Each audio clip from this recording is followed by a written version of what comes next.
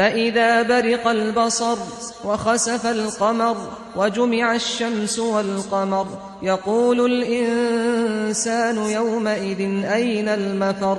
كلا لا وزر إلى ربك يومئذ المستقر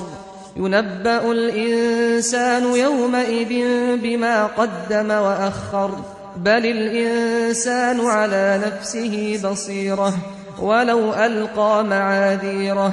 لا تحرك به لسانك لتعجل به